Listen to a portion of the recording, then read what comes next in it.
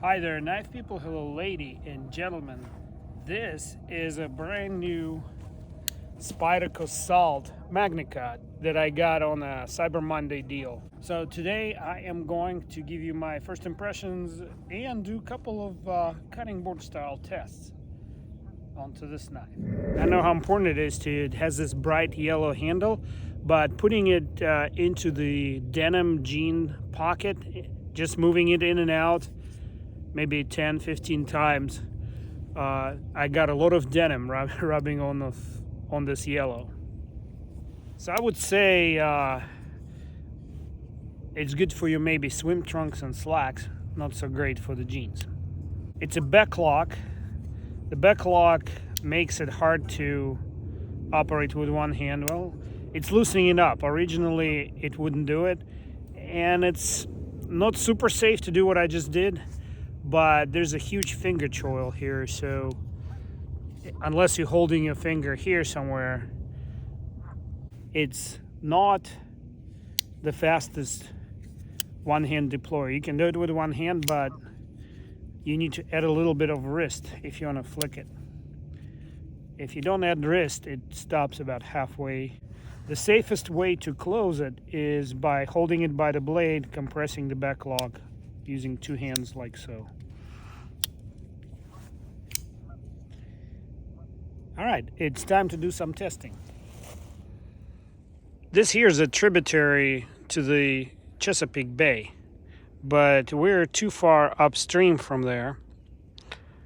So the water is not salty, not even brackish, it's fresh water. Well, here's the rub. This knife is designed to go into the salt water. Salt water usually borders the beach, and beach usually has sand. So I think, at least from functional perspective, this will be a good test for the functionality of the knife.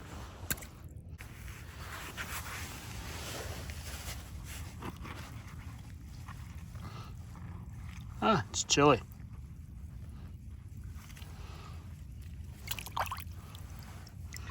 So I'm not doing anything extremely taxing to the knife.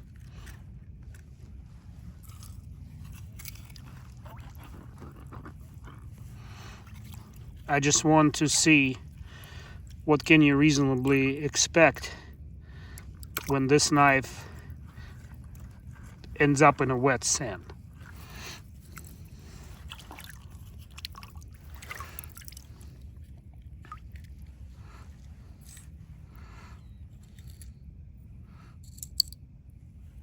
Can you hear?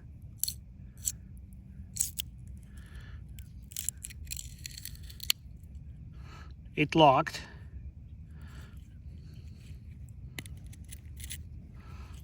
It unlocked.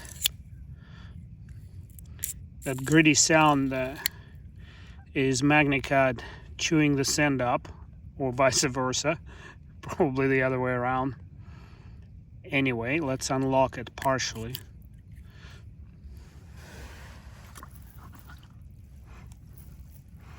And I think this would be a worst case scenario without rinsing it too much.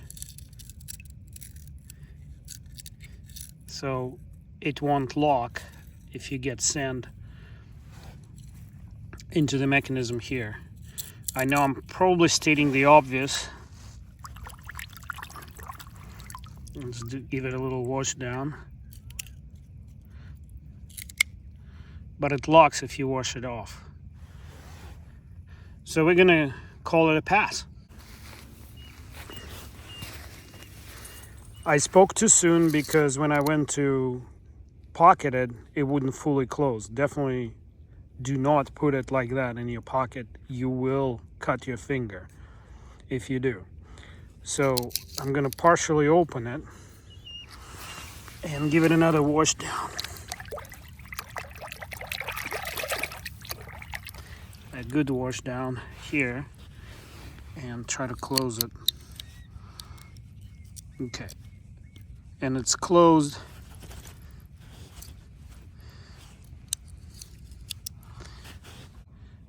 So my thought on this this is a little bit of a gimmick. This knife would have been better off as a fixed blade, not a folder. And there are knives out there made out of MagnaCut that have fixed blade, and right before Ontario Knife Company went bust and closed, they made a 4-inch fixed blade knife with a dull tip specifically designed for water operations. And so what am I left with here is a very basic knife with a somewhat antiquated locking system, made out of very inexpensive FRN type molded plastic, not super heavy duty. It's basically a bug out with a much less, user-friendly lock. So it's like a hybrid of a bug out and, let's say, buck, lightweight buck. And this will not do anything that a $13 or $14 buck 112 won't do. So here's my buck 112. It's a US made knife. Has the same cutting edge length, almost no difference in the cutting edge length compared to Silt. Here they are side by side. Single hand opening because it has thumb studs here.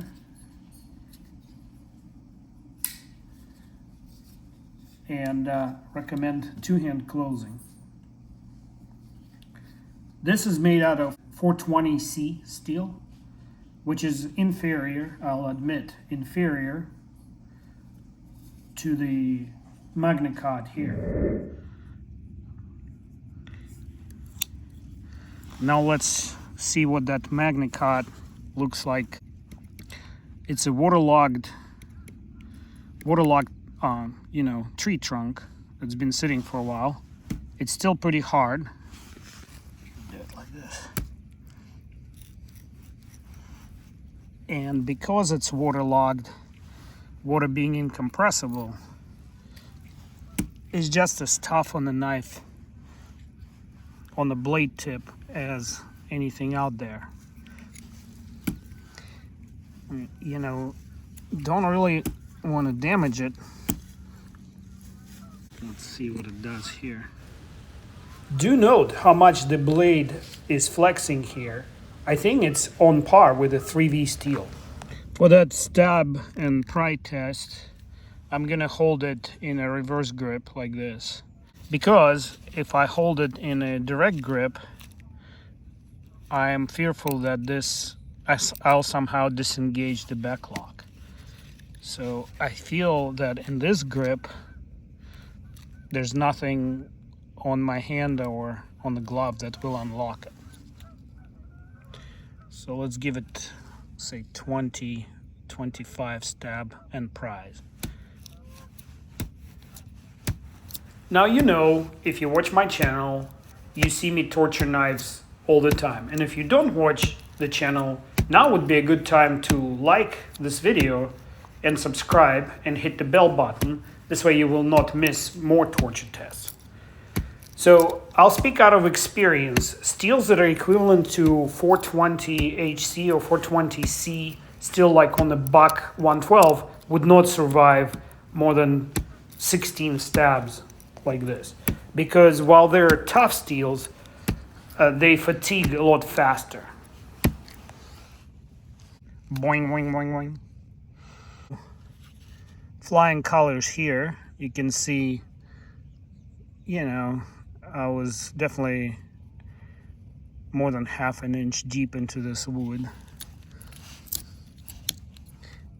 And it's not the hardest wood, but this is something that you would encounter at or near the beach. Another function for a knife that may end up in the water with you, let's say if you are rafting or whitewater kayaking, you have this knife on you and you got thrown and dragged under, you know, somewhere, got caught in the seaweed on the seagrass or water grass, you might need to cut it. And that's what this knife is supposed to be able to help you do. And obviously there's no problem cutting a bundle of seagrass. It will work its way through if you need it. Another observation I'd like to share with you is this hardware, the screws, the pivot hardware, the pocket clip are just a basic stainless steel. They're not MagnaCut or titanium. And you know, stainless doesn't mean completely corrosion proof. And this log bar is another question. I don't know what it's made out of. But let me assure you, if it's not made out of the exact same steel as the blade, out of MagnaCut, I'm not talking about hardness here, I'm talking about corrosion resistance. If it has a different composition than MagnaCut, like this pivot hardware, in saltwater environment, it will form what they call galvanic electric coupling. In other words, there'll be a microcurrent circulating between all these dissimilar metals. And where you have electric charge in a wet environment, you're going to have corrosion. So what I'm trying to figure out, is it really worth your money to pay for the very corrosion resistant blade, considering that there are steels on the market that are almost as corrosion resistant and just as tough and hard and have same edge retention properties as MagnaCut? You know, was it worth it if some of the hardware will rust? The Buck 112 is 1/10 of an ounce heavier than the Spyderco Salt folder, but the Buck has a deep pocket clip, which this knife does not. Now it does have a lanyard hole and the Buck doesn't, although if you have to have it, there's plenty of ways to connect a piece of cordage to this knife. Buck also does not have any way to remove the scales because they're riveted, but the pocket clip is reversible. On a Buck, here it's four-way reversible. Basically, you can do it tip up, tip down, and while some people go, oh my God, nobody carries knife tip down, they do. Now, I don't know, you have to be crazy not to see the disparity in the value. Yes, this steel is very cheap. This blade is probably 20 times less expensive, but as a heat-treated, ground, and sharpened blade, it's probably about 4-5 times less expensive than the MagnaCut blade. And so this knife could have been in a $50 to $60 price range, right? But the company that makes them chooses not to offer, you know, value for your money. What they're offering you for your money is the bragging rights and telling your pals, check this out. MagnaCut, you can't even do this. Check it out, MagnaCut. And I'll assure you, folks, 99% of people will say, Magna what? You know, there's like 40,000 of us knife enthusiasts in the world or in the US that know what that means. So, I don't know. I'm not impressed. Good quality knife. I mean, there's no impeccable quality for a production knife. I don't think it's a great value though. So my recommendation would be save your bucks for your bucks. I don't know. I think they actually make it in bright colors.